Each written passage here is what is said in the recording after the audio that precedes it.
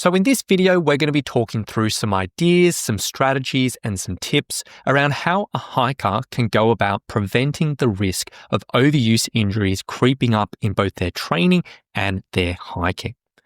Now, essentially why we are talking about this today is, in all honesty, overuse injuries are an absolute plague in the hiking community. And it is probably one of the single most common issues and reasons why hikers will not complete an adventure. When they're out on a trail on an overnight or a multi-day or whatever it may be, and something comes up and pulls them off the trail, very, very, very common for overuse injuries to be the reason. On top of that, in the preparation process, so many hikers fall out of actually starting their trips because they pick up an overuse injury in their preparations. And it's something that I talk to with hikers every single day of every single week, and it's just such a common thing. Now, when it comes down to it, we are going to be diving into this topic in a bit of detail today. It is going to be a long video. We're going to be talking through quite a few different areas, but I really do feel like this is a topic that's worthwhile exploring in a bit of depth. Now, what we're going to be covering today is, first of all, what overuse injuries are and what the most common ones that we often see for hikers. We talk about what's going to cause overuse injuries, both in a general sense, but also specifically for hikers, what tends to be the common risk factors. And we're going to talk through some ideas around preventing or minimizing the risk of overuse injuries, some overarching principles, and then also some training and physical preparation ideas around how you can go about this. We're going to talk about some on-trail strategies, so things you can actually do if you're out on a multi-day adventure or an overnight adventure to help with this, and also a few extra tips as well. So we're going to be covering quite a few bases today. Now, to start with, let's just talk about what overuse injuries actually are. Now, overuse injuries basically occur from repetitive stress, and essentially when repetitive stress causes damage to the muscles, tendons, and bones over time. Now, this statement in itself, if you just looked at this, stress on the muscles, tendons, and bones, it's not a big deal. Anything we do, any training, any exercise, any hiking we do will cause damage to the muscles, tendons, and bones in small portions. However, where overuse injuries tend to come from is when we have this repetitive stress and we stress and stress and stress an area, and in between these stresses, we don't have adequate rest or recovery. What will happen is the body, as opposed to it adapting and improving its strength, its fitness or resilience or whatever it may be, if it doesn't get enough rest and recovery, it'll go the other way. It'll start to break down. And that's in quotation marks because it's not quite as scary as that. However, this damage will accumulate, which will lead to aches and pains and these overuse injuries. Now, with this type of stuff, if you do catch it early, if you notice these things are creeping up, if you notice these sort of things are getting in the way, aches and pains are coming up, and you action these things early, these issues can be resolved pretty quickly. It may just take a few days of rest. It may take a week off hiking or whatever it may be. And these types of things, if caught early, can be pretty simple to resolve.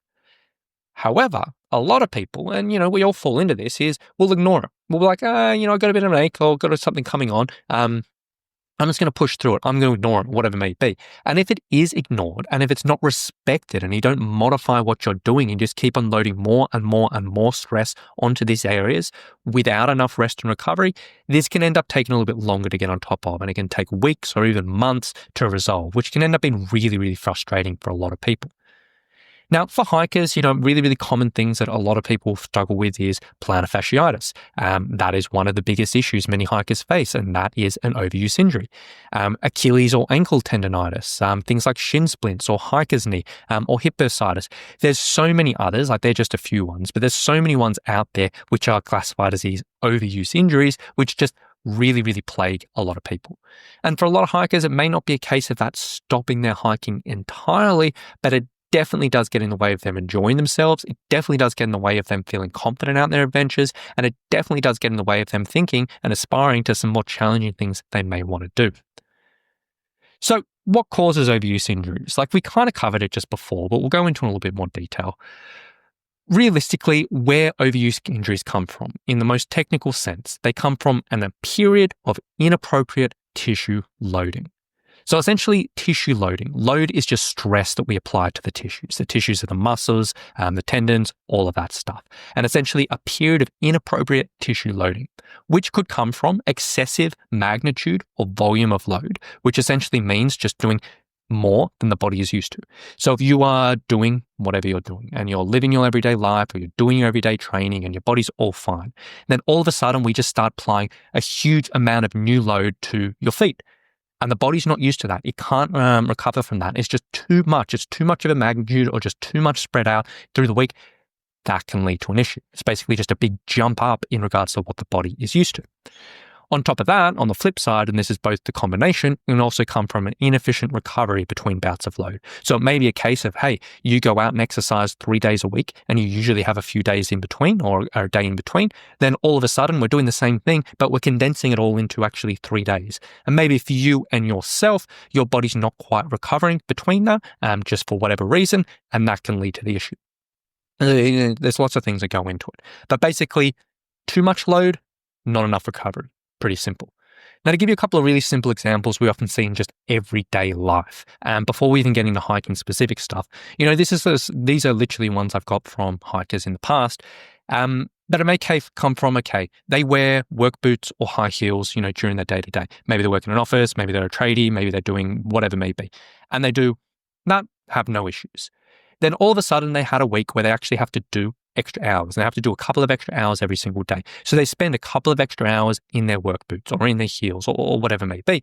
And they come out the other end of that feeling like, oh my gosh, my feet are really sore, and it lingers, and they eventually go to a physio and ends up they have plantar fasciitis.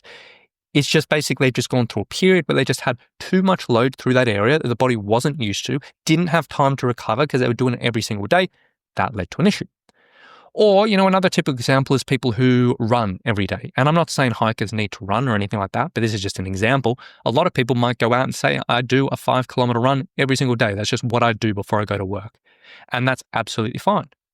But then they're working and they go through a period, maybe they have a week or 2 weeks where they just have really disrupted sleep. Maybe they're just absolutely sleeping terribly. Maybe they're going through a super high period of stress and they're just really, really, really struggling. And the body's recovery, because sleep and stress affects our recovery, goes way down. And they keep up the running even though it's their normal thing, but all of a sudden they come out the other end and like, oh, my ankle's feeling really sore. Where does that come from? That may be a case of just insufficient recovery between load. So that's kind of what we're looking at. Now, in the hiking context, we want to get a little bit more specific because that's just general principles. In the hiking context, we want to be a little bit more honed in and really, really think about this.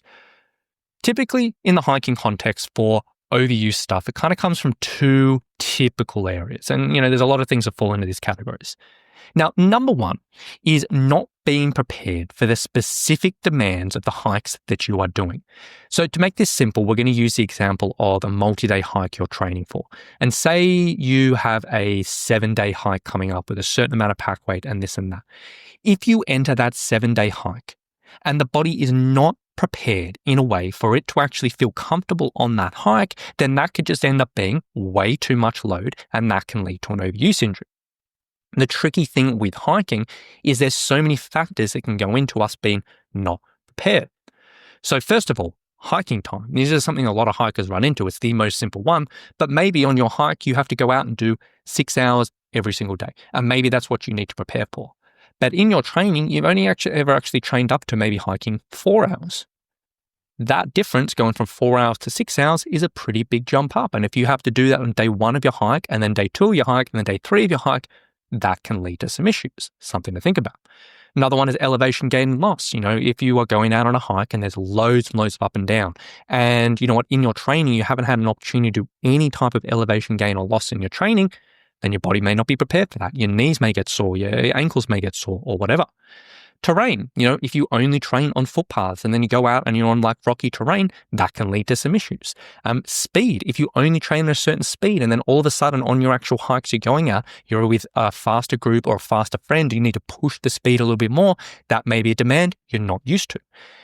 Pack weight, again, that's pretty simple, but if you are undershoot your pack weight in your training, if you only be carrying day packs and all of a sudden you have to carry a 15-kilo pack one week, that's a risk factor. Footwear changes. This is something that a lot of people don't really think about. Now, there's so much debate in the world around footwear for hiking, whether you want to wear high-cut boots, mid-cut boots, walking shoes, barefoot shoes, zero-drop shoes, whatever it may be. And so many people talk about this stuff. And I'm not going to say, hey, one pair of shoes is better than the other in regards to overuse injuries because there's pros and cons for every individual. But one thing that can happen is if we do all our training and all our hiking in a certain pair of footwear. And then actually we go out on a big adventure and we wear a brand new pair of footwear, which has a different support structure. The body probably isn't used to that particular demand. The body probably isn't there. So we have that big spike up in regards to load that can lead to issues. And also on top of that, the ability to recover day to day. In the sense, in the hiking context, like a lot of people can kind of scrape themselves through a days of hiking if they really, really need to. But as we said before, recovery is a major factor for this. And if you are not having some reserve of energy at the end of a day and you're absolutely knackered and you're just not recovering day to day because you are going to your absolute limit, this can be a risk factor. So there's things we want to be aware of. And as you can see, there's a lot of different things in here that we need to be considerate of. And as much as a lot of people from the outside may say, hey, hiking is just walking, when we break it down like that, you're like, well, we need to be smart here. Now, on the flip side of things, that's more sort of you picking things up like when you're actually out hiking. Another thing that we often see from hikers with overuse injuries, particularly if they're leading up to a big adventure, is just doing too much too soon in regards to their training. So this basically means maybe they're ramping up their training hikes too quickly. Maybe they do a 2-hour hike one week, then a 4-hour hike one week, and then an 8-hour hike the next week, or whatever it may be. And they're just ramping up too quickly and the body's just not used to that and it's just a big jump up. That can be an issue. Maybe they're walking too much in the sense that a lot of hikers are like, hey, I'm going to hike 3 times a week. And I'm just going to hike and hike and hike and hike and hike. And I'm going to do all of this walking. And technically that sounds really good, but maybe that's just a little bit too much for the feet. Maybe that will end up pushing it into some type of issue. We often see that. Ramping up pack weight too quickly. This is something that so many people do. And they just jump up pack weight in their training. They'll add 2 kilos every single week and they'll just go up and up and up and up and up. And then the body just doesn't catch up. It just starts to break down. Not much fun. Or even doing like too much repetition in strength training. So, a lot of hikers love step-ups or love lunges or love squats. And maybe they'll end up doing 100 step-ups a day. Or maybe they'll end up doing these extended box step sessions, which they do again and again and again and again. Or maybe they end up doing 50 lunges a day or whatever. And it's just that same thing over and over and over and over, which just stresses out that same area of the body and it doesn't have time to recover.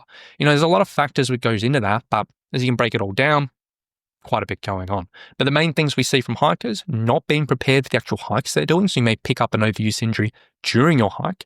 And also just do too much too soon in your training where you may pick up an overuse injury during your training. So before your hike. So with all that being said, now we've broken that down a little bit. What can a hiker be doing to prevent these issues creeping up? And I will sort of say when we're talking about preventing injuries, it's never a case of 100% preventing an injury because there's always factors out of our control which can lead to these things. But it's more risk mitigation in the sense there's a lot of things we can do to reduce the risk of these types of things. So that's kind of what we want to think about. Now, first of all, let's talk about first principles in the sense that before we even get to like specifics of types of training and this and that, I want to talk through 2 first principles that you kind of want to keep top of mind when it comes down to this, because these are really, really, really, really important regardless of any type of training, any type of hiking you're doing, just to keep top of mind. Now, first and foremost is load management. Now, this topic of load management is ultimately the overarching thing you need to keep in mind.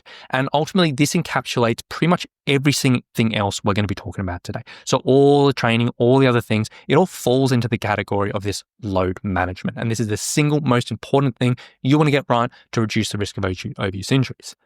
Essentially, load management is basically controlling the amount of stress that's going through the body in training, going through the body in hiking, going through in the body in life to both improve your performance because you're trying to improve your hiking, but also reduce the risk of injury. This basically means making sure we're not having those big jump ups in regards to load through the bodies, making sure we're not absolutely running the body into the ground, but we're managing what we're applying so it doesn't get run down. When it comes down into training, we want to think about slowly and gradually applying stress to the body with adequate rest and recovery during training. That statement sounds simple. Slowly and gradually applying training with adequate rest and recovery. That in itself is simple, but obviously there's a lot of factors that can complicate it, which we'll go into in a bit. On top of that, we want to be basically thinking about minimizing any what we call spikes in load in your training and hiking. And the most simple way to think about that is if you were looking at your hiking and you're plotting all of your hikes out on a graph in regards to how difficult they were. And difficult, we can think about distance, we can think about elevation, we can think about pack weight, or whatever it may be. Essentially, over time, if we're plotting out on a graph, we kind of want it to be a nice, smooth graph, meaning we can go up, we can go down, and it can sort of go up and down. It's absolutely fine, but we want it relatively smooth on a graph. These spikes in load is essentially if we were doing, okay, a hike was this difficult 1 week, then all of a sudden we end up doing one way up here.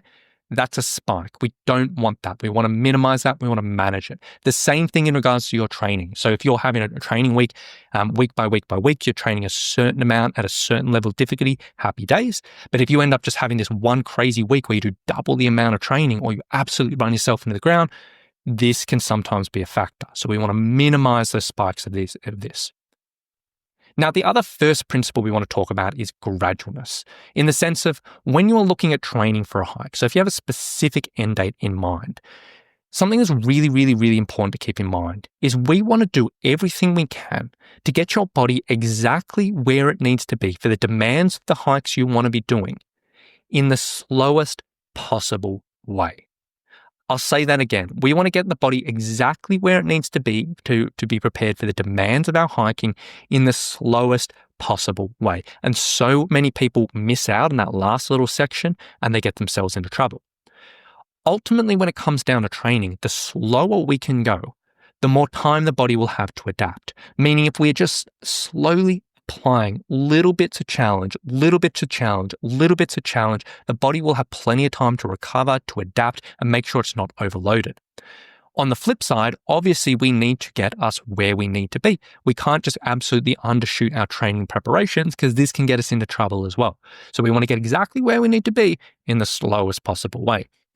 Now, it's really, really common for hikers, in their training, is they'll jump into their training and they'll just jump in the deep end. They'll go from 0 to 100 really, really quickly and just pick up an issue early. They may, with their hiking, they haven't done hiking, they've been out of hiking season for a while, they haven't been out on the trail, and then they just jump back into 5 or 6 hour hikes with a certain amount of pack weight that they were doing last season. They do that for a couple of weeks and they're like, oh my gosh, actually, this is a bit too much. Or maybe with their training, they'll just sort of end up just absolutely jump into really, really hard and difficult sessions initially and pick up an issue early. Or for some people, they may be like, all right, I've had a little bit of slower start, but with their training, with their hiking, they end up actually getting themselves where they need to be for their actual hike, where they need to be for their endpoint. But it's like halfway through their training process, months and months and months early. They're just in such a rush to get there. And now they're at this stage where they're like, well, I've still got months until my adventure. I've got to maintain this level of hiking, this level of difficulty, this level of training. And sometimes that's that repetition of that type of stress can lead to an issue. So we don't want to peak too early either. Now, this basically applies to our hiking targets. So when we're looking at our actual hiking, it applies to our strength training, it applies to our conditioning, like any cardio we're doing. Basically, any training you're doing, we want to think about gradualness as well. So load management and also gradualness kind of falls into that category as well. So as an overview, what we're going to be covering on the training front, I'm basically going to be covering 4 areas of training that I typically recommend for hikers. These will sound really, really familiar for people who watch my videos and podcasts before, but we're going to be talking about how they kind of come into the whole of preventing overuse injuries. We're going to be talking about hiking training, strength training, hiking specific conditioning, and also recovery and what you can do there. And then we'll get into the on-trail strategies and all of that stuff. So on the hiking side of things, ultimately, this mainly applies to when you're training up to a specific endpoint. If you've got a specific date of a big adventure, this is kind of what I'm talking about here. The same ideas do apply to people who are just regular hikers and want to get out, but sometimes it can be a little bit harder to structure that out. So I'm going to be talking specifically about leading to a big adventure. Ultimately, when you're leading to a big adventure, hiking is a necessity in your training because there's nothing more specific than this of actually exposing the body to this type of stuff, slowly building it up. We want to be using these training hikes in our training to expose the body to as many of the demands of our particular adventure as possible. So basically the body can adapt and improve to the tolerance of these demands so it can be a bit more comfortable. So if you've got lots of elevation coming up, ideally we'll be doing hiking which will slowly expose the body to elevation. If you need to hike for 6 hours, ideally we'll be doing hiking which will slowly get your legs used to walking for 6 hours. Pretty simple. Now, in all honesty, If you're training to a big adventure, we may not have practical access to all of these types of demands. So, for example, if you're training for a mountain hike and where you live is completely flat, you may not have access to elevation with your hiking. That's fine. Or if you are training for a hike which is super muddy or super rough terrain and you don't quite have that terrain nearby, that may not be doable. And that's fine. That's just what comes down to with hiking. But essentially, you just want to prepare our body for as many demands as we can. And then with the actual gaps, we're like, hey, can't do elevation, can't do terrain. Then we fill that in with other areas of our training, which we'll go into in a moment. Now, common mistakes we often see with hikers when it comes down to these training hikes leading to overuse injuries. Number one, jumping in the deep end. In the sense, if you haven't done much hiking recently and you just jump into something that's really, really difficult and you do that and you try to push that and you just run yourself into the ground, a little bit tricky. So what we typically say, start off with your hiking at a level that feels comfortable, that feels pretty easy, and gradually progress. And ultimately for my hikers, I never want them pushing to exhaustion. I never want them pushing to their limit, but most hikes should be, around about 6 or 7 out of 10 in regards to difficulty. So we don't want to jump in the deep end too soon. Number 2, ramping up too quickly. If we're just jumping up our distances or our pack weight or whatever it may be, too quickly, and we're just not giving the body time to get used to these things, that can lead to an overuse injury. Too much hiking. A lot of hikers naturally will tend to say, hey, if 1 hike per week's good, maybe I'll do 2, maybe I'll do 3 if you have time. Some people might be like, oh my gosh, I will never have enough time for that, but a lot of people do. And if we're just doing too much hiking, we're just doing too much stress through the feet, too much stress for the lower limbs, this can lead to an overuse injury. If we're just doing random hikes, as we said before with that graph, ideally, if we're slowly building up over time, we want our graph to be nice and smooth as we ramp up. If you're just doing random hikes and not really putting much thought to it, if you're just up and down, doing all these things, sometimes that can just end up being we're just doing too much. The body just gets exposed to this type of stuff. Or even undershooting your preparation. You may, as we said before, if your training hikes only get you up to a certain amount of hiking or a certain amount of pack weight, then all of a sudden you've got to carry a huge amount of extra pack weight or a huge amount of extra distance. That can be an issue. So to overcome these things, 2 things I'd recommend.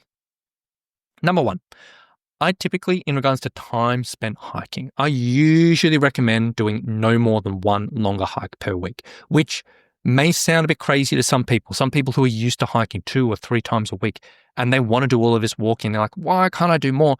Typically, I recommend just doing 1 longer hike per week, 1 hike where you're pushing the distance a little bit, spending hours on the trail, whatever it may be. A lot of my hikers will do less than that. They may hike once every 2 weeks, once every 3 weeks, once every 4 weeks if they have time, but no more than 1 longer hike.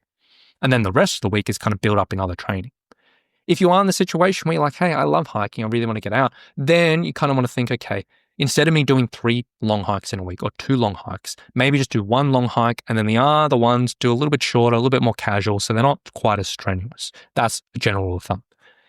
Now, on top of that, what I really, really, really, really recommend every hiker do if you're leading to an adventure is sitting down and doing some longer term planning for your training hikes. What that means is sitting down, actually getting out a pen and paper, getting out a calendar and charting out a bit of a plan which will take you from point A to point B to where you need to be for your trip in the slowest and most gradual possible way. And planning this out so you can be sure that you're going to get where you need to be, but it's going to be in a smart way. This one simple thing, if you're going to take anything out of this presentation today, this is it. Make sure you're doing it, because if you can nail this and if you get it right, it can make such a dramatic difference. Now, pretty much, if you sit down and figure out a plan, and even if it's just a rough plan, these plans always change. They're always adaptable because weather, scheduling, family, socializing always get in the way of long-term plans. But even putting a rough plan together, and this can ultimately solve pretty much most of these issues. It can solve you having the issue of jumping in the deep end, feeling like you're too big a rush because you don't know where you need to go. It can solve that. It can solve ramping up too quickly. It can solve the random hike issue. It can solve undershooting your preparation. If you just sit down and figure this out, it'll go a long way. Now, I'm not going to go on the specifics of putting this together because this video is going to be a marathon already. But if you did want to learn how to do this and how I recommend going about planning out this, have a watch of my video, how to plan your training hikes when leading into a big adventure. I'll leave a link for that in the description below. You can check that out, and it talks you through the process that I recommend for hikers. Very, very simple, which you can actually sit down, figure out a hiking plan, which will reduce the risk of a lot of these issues. So check that out. Link in the video description below. Now, next up is strength training. Now, strength training, when it comes down to it, is one of the most significant things you can do to reduce the risk of overuse injuries. This isn't me just saying this. This isn't me just making things up because I enjoy strength training and like it. There is so much evidence. It is an indisputable fact that strength training, if done right, can significantly reduce the risk of overuse injuries. If we can build up the capacity and build up the tolerance of our muscles and our connective tissues, we can then manage more load. We were talking about load management before. We don't want to overload things. One way we can minimize overloading things is not doing too much. Another way we can minimize overloading things is building up our tolerance to load, and strength training will help with that. Beyond this, every hiker should be doing strength training, in my personal opinion, because there's just countless other benefits in regards to performance, helping on elevation, feeling pack carrying easier, improving stability, a bunch of other things. So strength training, in all honesty, should be a part of your week. Now, a few points on this, just in the context of overuse injuries, which are important to be aware of. Number one, we want to make sure we train the body as a whole and not neglect anything. In the sense we said before, there's so many common issues that hikers face with overuse injuries: feet, ankles, shins, knees, hips, hamstrings, back, whatever it may be. So we want to be making sure we are training the body as a whole. I've even heard hikers getting overuse injuries in the wrists and the elbows and the shoulders from hiking poles because they weren't prepared for it. So when we're looking at our strength training, it's not a case of just doing one or two exercises and really, really working on that, but we want to making sure we're following a well-rounded program, which will cover everything you need. You don't have to spend hours and hours and hours in the gym doing it, but you want to follow a well-rounded program. Number two, we want to make sure we're applying progression over time. So many hikers I speak to, they have a strength training program. They have a few exercises or a workout they like, and they'll just do the same thing over and over and over and over and over for week after week after week after week and month after month. Ultimately, when it comes down to strength training, we are trying to improve the capacity and tolerance of your muscles and connective tissues. We do that by applying stress. Once we apply stress, the body's like, I don't like that. I want to adapt, so I'll get stronger, more tolerant, more resilient, yada, yada, yada. If we just keep on applying the same amount of load again and again and again, the body will have no reason to change. So we want to make sure we're applying progression over time, slowly but surely stressing the body a little bit more so it continues to get stronger. Very, very simple. So many hikers miss that, and definitely make sure you're on top of it. We want to ensure that strength training is helping us and not hurting us. The amount of hikers I speak to who say, hey, I do a strength training program, or maybe I go to a gym, or maybe do exercise classes, and this exercise has caused me pain, or this exercise caused me pain, or whatever it may be, or I'm really, really sore afterwards. It's crazy. If you're doing strength training, yes, it will be a challenge. Yes, it will be difficult, but we don't want to be doing stuff which is hurting us. If you're doing box jumps and you always get sore knees, maybe don't do box jumps. If you're doing squats and you always get sore hips, maybe you want to adjust the way that you squat. If you're doing a bunch of lunges and you always get sort of sore knees from that, maybe you want to try and choose a different exercise variation, whatever it may be. But if something is causing you pain, you probably want to modify it. And then on top of that is structured strength training. So what I mean by structured strength training is having a set of exercises, a set routine where you can follow it. You have plenty of time to think, plenty of time to work through exercise, plenty of time to concentrate, and you're not in a rush, you're not huffed and puffed, but you can work through things logically. Structured strength training is going to be much, much, much better than HIIT. So if you're doing circuit training, or where you're doing like 45 seconds on, 15 seconds off, or if you're doing CrossFit or whatever it may be, these things can be good for general fitness. They can be good as better than nothing in regards to strength training, but because you're running around and doing all of this stuff, you can't really concentrate. It isn't going to be quite as good as structured strength training. So I highly recommend, if you are looking at this, follow a structured workout. Now, if you're not sure how to go about that, again, I'm not going to get into the specifics of it today, but if you did want to learn a little bit about strength training, I do have a free mini course around this for hikers. Essentially, this course will just dive into a little bit more around the benefits of strength training for hiking. So we're talking about overuse injuries, a bunch of other benefits. It'll talk you through understanding the principles of effective strength training for hiking. So make sure you get the most out of your workouts. And it will also teach you how to create a couple of your own strength workouts to help your hiking. So making sure you're coming up with workouts which will cover all the bases you need for your hiking and give you a simple template that you can follow and simple plug and play instructions around how to put together your own workouts.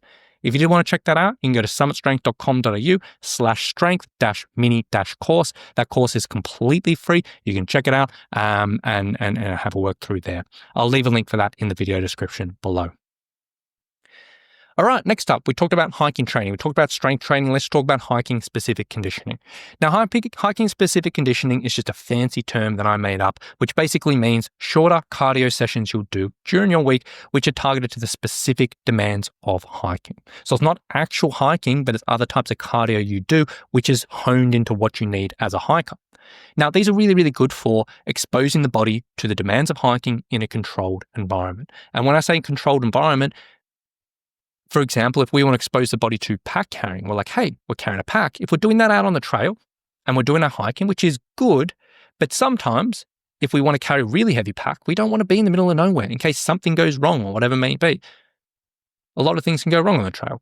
If we're doing pack walking around the neighborhood, this is a controlled environment. If we end up being overloaded, we can be like, you know what, I'm going to call a cab or call a friend, family member to pick me up or whatever it may be. So exposing the body to the demands of hiking in a controlled environment. Number two, it can be really, really good at controlling the amount of walking load you need to do.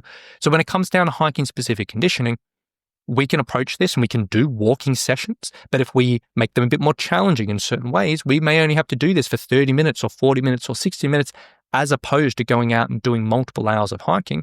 Or we can even do these types of sessions on a bike or an elliptical or a rower. So this changes the dynamic. So we're not just doing walking over and over and over. It can be useful. It can be really, really good about building hiking-specific fitness and having that fatigue reduction. As we said before, if you are fatigued at the end of the day, overly tired, this can be a factor. So if we can build up our fitness ability to go up and down hills or whatever it may be, this can be really useful. And this can also be used to fill in any gaps we have in our training hikes. As we said before, with our hiking, we may not have access to everything we need to be for our trips. We may not have access to elevation, like going up and down hills. We may not have access to whatever it may be. But we can use these conditioning sessions to fill in gaps. So if you're like, hey, my hiking's all going to be flat, but I'm actually going to go climb up a mountain, we may do some stair hill climbing, or we may do some step sessions, or we may do whatever it may be. This can work out really well. Now, common examples of this type of training is like loaded pack walking, as I mentioned before, just whacking on a pack, walking around the local neighborhood, stair and hill training, finding a short set of stairs or hills, going up and down that. Tempo walking, as we said before, hiking speed can sometimes trip people up. Tempo walking is just doing periods of quicker walking and slower walking, kind of alternating between the two. Or even interval training, like, doing something like hopping on a bike or an elliptical or a rower and doing periods of higher intensity work interspersed with rest. All of this can be really, really beneficial in the hiking context. Now, a few points when it comes down to this and how to get the most out of this type of training. Number one is just be aware of the specific demands of hiking you'll face. What I like hikers to do is if they're leading up to a big trip or they're leading up to a bunch of hikes they want to do, just list down all the challenges that they need to prepare for. List down all the challenges that they will get exposed to with their hiking. And then for anything else, see if you can tailor these sessions to that. So if you're carrying a super heavy pack, probably worthwhile doing some pack sessions. If you've got lots of elevation, probably worthwhile doing some stair sessions. If you're going to be hiking with a quicker group, probably worthwhile doing the tempo walking. If you're aware that, hey, I need to push a lot of hills and I get really out of breath, probably worthwhile doing some interval training. You can tailor these things to the specific things you need. Number two, we want to keep these sessions time efficient. These sessions shouldn't take ages. 20 minutes, 30 minutes, 40 minutes, 60 minutes, occasionally up to 90 minutes if you've got a lot of time, but we want these sessions to be time efficient. So we're not just overloading the body with that movement, but we've been honed in, we've been specific and short and sharp, getting that what we want.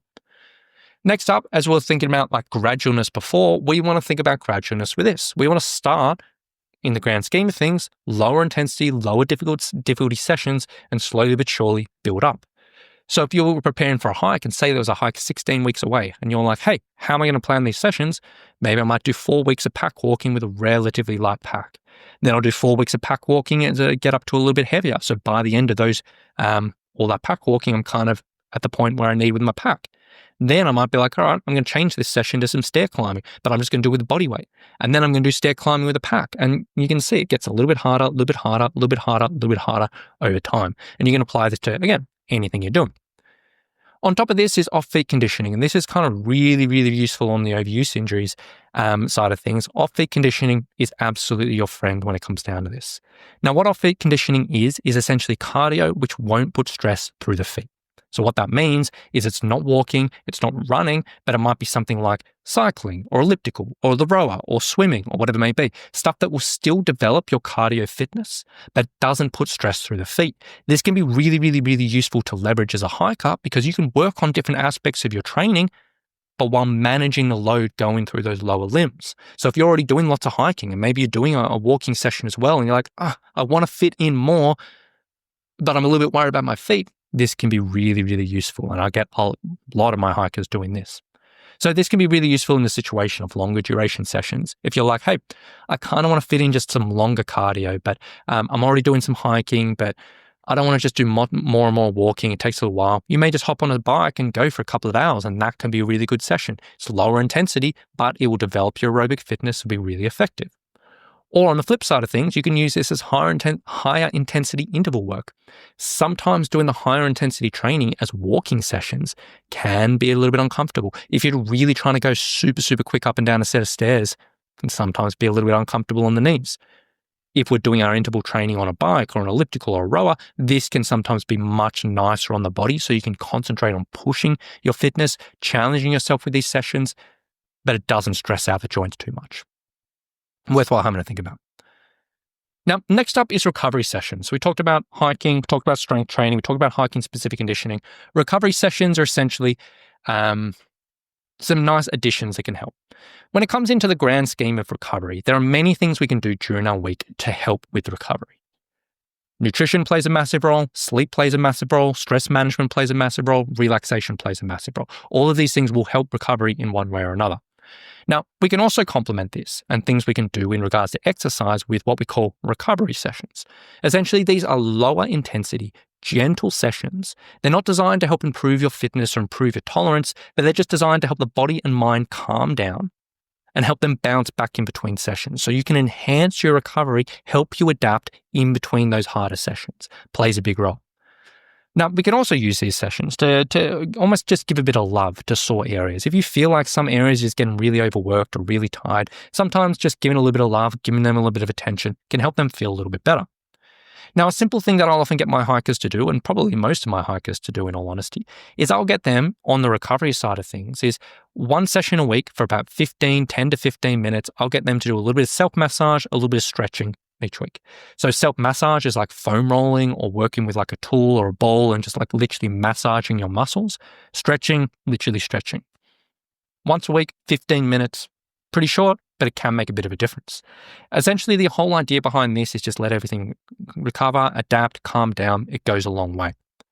Now, to be clear, when I'm talking about self-massage and stretching, these things can be really, really nice just to help the body feel good. These things can be really, really nice to help the body recover and can be really, really nice to help the body calm down. And ultimately, anything we do to calm the body down will be beneficial for recovery.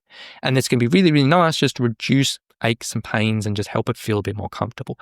However, to be very, very, very clear, stretching by itself isn't probably going to make a dramatic difference to overuse injuries. This may seem backwards. And the first thing a lot of people think of is, okay, I'm preventing injury, I need to stretch. Or, you know what, I had an issue, I need to stretch, or whatever it may be. But to be very, very, very clear, stretching by itself isn't going to make a dramatic difference to your chance of overuse injuries. It can have a place in regards to this recovery. It can have a place in regards to calming things down. It's not going to make a dramatic difference. Again, this isn't me just saying, but there's a lot of research out there sort of saying this common recommendation, just stretch, isn't really going to make a dramatic difference. To be very clear on that point. Now, on top of that, that's what I typically get my hikers doing, a bit of self-massage, a bit of stretching. Other options you can look at here, pool walking. If you have access to a pool, a body of water, whatever it may be, literally just walking up and down in the water can be really, really nice. Very relaxing, very calming. The water pressure helps the muscles. No pressure through the joints. Very, very useful. Doing yoga, calm yoga, can be really, really nice. Again, it's just relaxing. It stretches the body out, helps it feels good.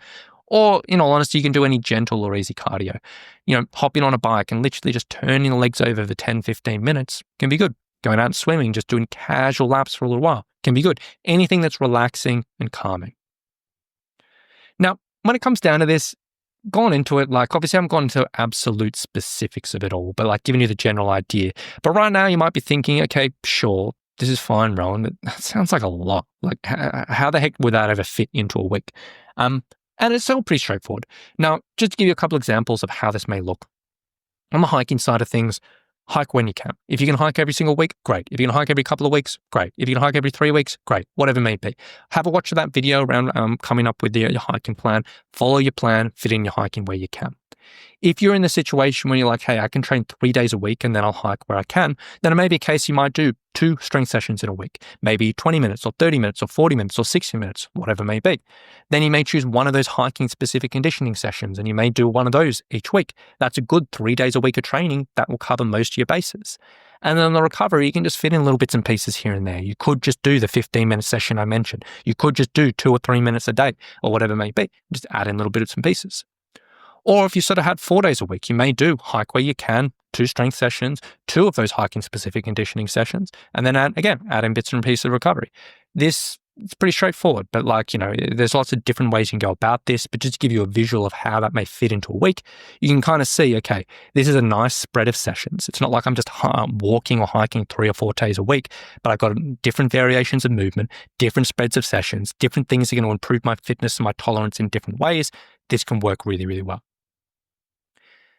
Now, when it comes down to this, I know the ideas I've talked about here are pretty broad. I'm talking about overuse injuries as a whole, but you may be watching this and be like, all right, okay, Rowan, but what about specific exercises or what about my specific issue, whatever it may be? If you were thinking about that, I've got a few extra resources you could check out. If you were interested in getting a little bit more specific with exercise examples and other tips for the specific areas of your bodies, I have a few other resources for you. I've got videos that dive into detail around knee pain for hikers, foot pain for hikers, ankle pain for hikers, lower back pain for hikers, which technically can be a bit of an overuse injury, which goes into a little bit more detail. So I'll put the links for those in the video description. Again, they're quite long things, but they get into the nitty gritty of this stuff in a little bit more detail. So you can check that out if you're looking for a little bit more extra learning. So now we talked about prevention and training. Now we want to talk about strategies you can do on multi-day hikes. You can do this stuff on day hikes and overnighter hikes, but they probably won't massively make a massive difference to overuse injuries. They'll probably be useful in other respects, but a lot of hikers pick up overuse injuries on multi-day things. So other things you can do in regards to this. Number 1, fatigue management. Pretty much when it comes down to it, as we said, recovery, very, very, very, very important.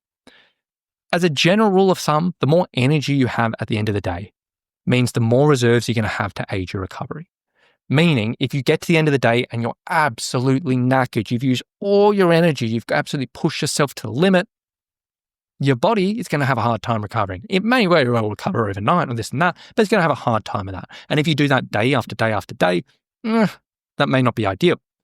Alternatively, if you get to the end of the day and you're like, you know what, I could honestly have gone for another hour or 2 or whatever it may be. I had a challenging day, but I kind of still feel okay. More than likely, you're going to recover a bit better.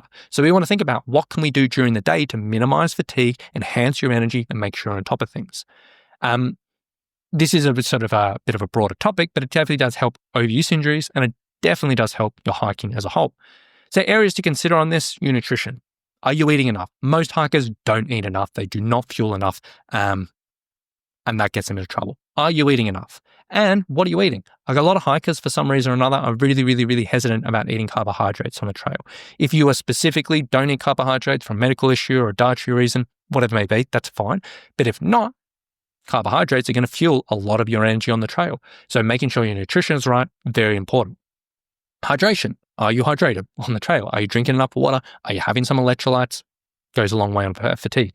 Pacing. Are you managing your pace, not just on the flats, but the uphills as well and everything like that? Are you keeping things calm and collected as opposed to huffing and puffing through your whole hike? Sleep. This is a trap a lot of people look at when they're looking at more ultralight stuff and they're trying to really, really cut down their pack weight. Sometimes they'll compromise on their sleep systems and they won't actually be 100% comfortable at night and they won't sleep very well. That can impact our recovery. So sometimes it's worthwhile saying, hey, am I actually carrying an extra kilo on the trail if it's going to help my sleep? Whatever it may be. Also on top of that, if you don't sleep particularly well on the trail, what are you doing to aid that? What are you doing before you go into bed? What are you doing as an aid or whatever it may be? Different things there. All of these different areas play a massive, massive, massive role in regards to fatigue. Big, big, big role in recovery as well. Definitely make sure you're thinking about these things. Now, on top of that, it kind of goes hand in hand with that. We want to think about end-of-day recovery. When you're on these multi-day hikes, what can you do to help the body recover? There are a few simple actions at the end of the day which don't take a huge amount of thought, don't take a huge amount of effort, but they can help the body calm down and boost recovery. Number one, stretching and self-massage routine at the end of the day. I get a lot of my hikers doing this. Spend 10 minutes at the end of the day doing some stretching. Do a little bit of self-massage. You're obviously not going to be carrying a foam roller around on the trail, but do it with your water bottle. Do it with your trekking pole. Do it with your thumbs. You can even get like cork massage balls, which weigh like 5 grams you can keep in your pack. Spend 10 minutes doing that. It can go a long way. Nutrition. Sometimes people finish up at the end of the day and they'll have hours and hours and hours until dinner if you're finishing early. Just make sure you are refueling at the end of the day. Have a snack after you finish up in between that and dinner. Or if you're having dinner relatively soon, make sure it's a well-rounded dinner. Make sure there's some protein, some fat, and some carbohydrates in it. Make sure you're getting what you need for recovery. Hydration. Again, if you end up being the day a bit dehydrated, which a lot of us do, make sure you're rehydrating once you're in camp. Ultimately, anything that's calming and relaxing at the end of the day can go a long way. If you like journaling, if you like reading, if you like listening to gentle music, anything that's going to chill the body out a little bit can go a long way. For a lot of people at the end of the day's hiking, you will be relaxed because you're sitting in camp, having a good time. That's great.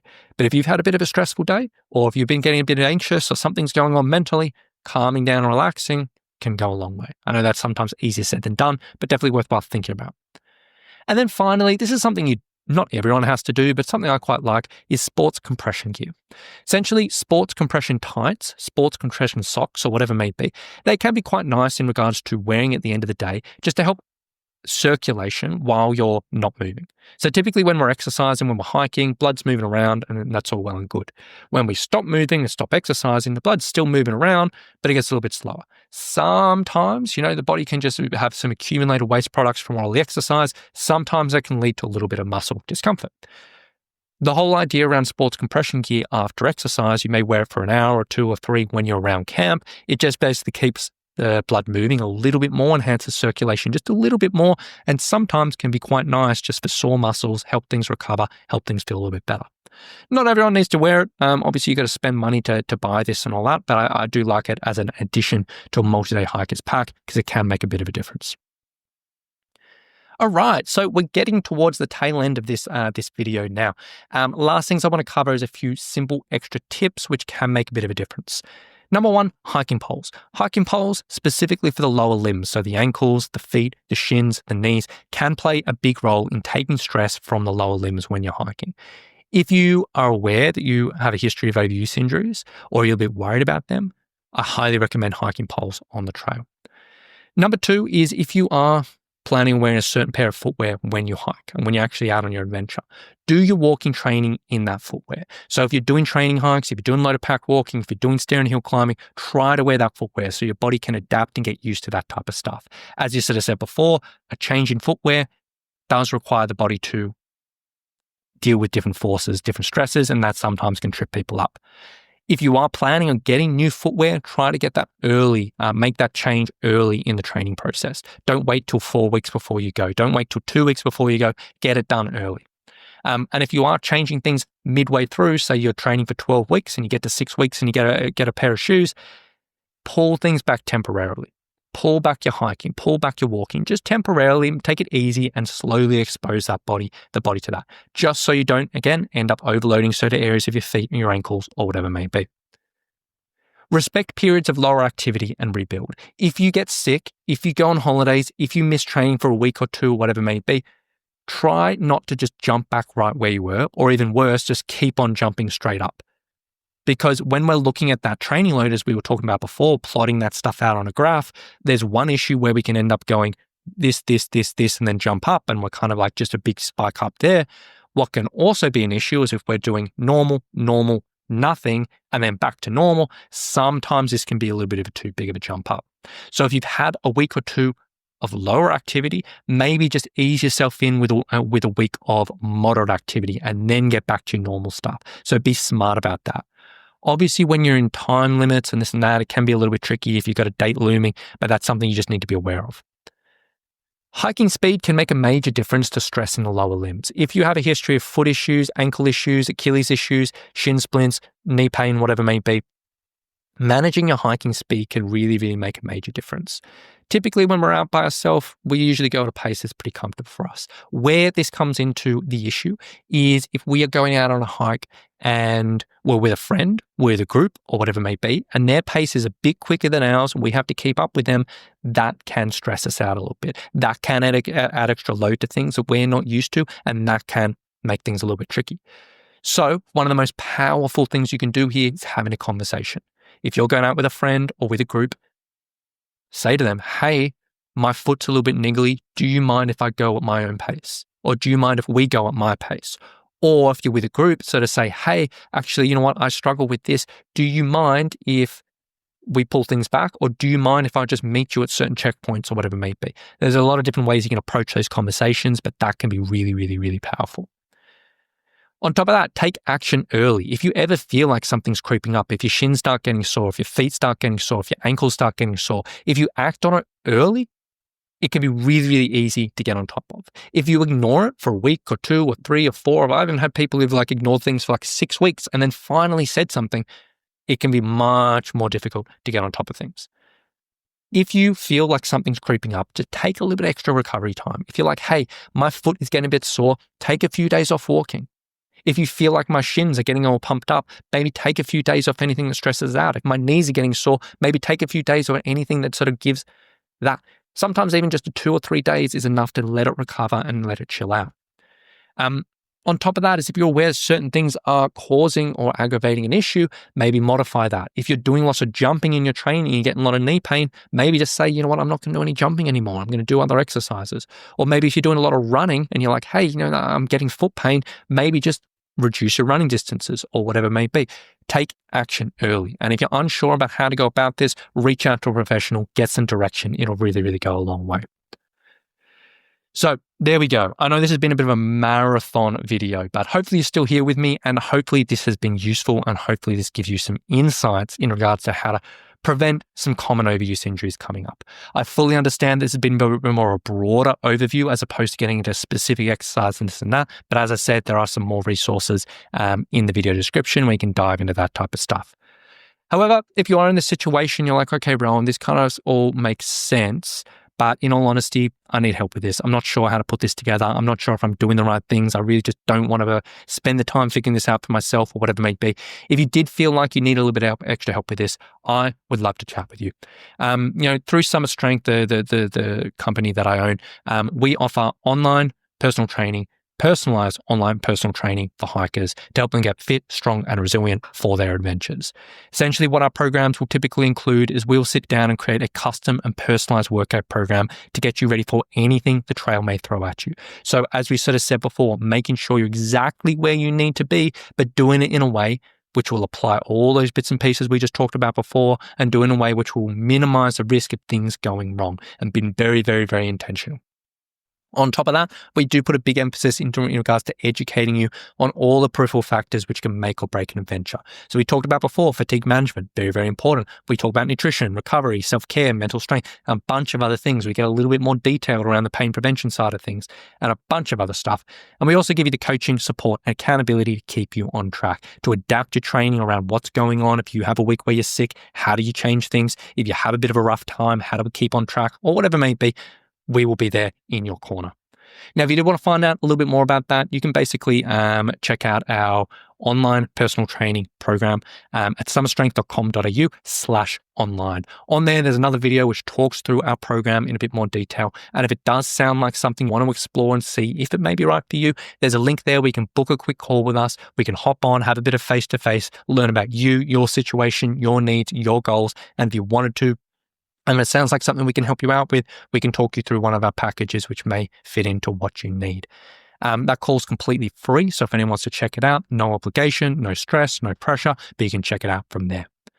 But with that being said, that is enough from me today. A bit of a long video, but really, really do hope this is useful. Really, really do hope it gives you some insights and really, really do hope this can reduce the risk of overuse injuries for you in your training, your hiking, and your preparation. So any questions of any of that, please reach out to me. Always happy to chat. But aside from that, hope you have a lovely, lovely day and we'll talk to you very soon.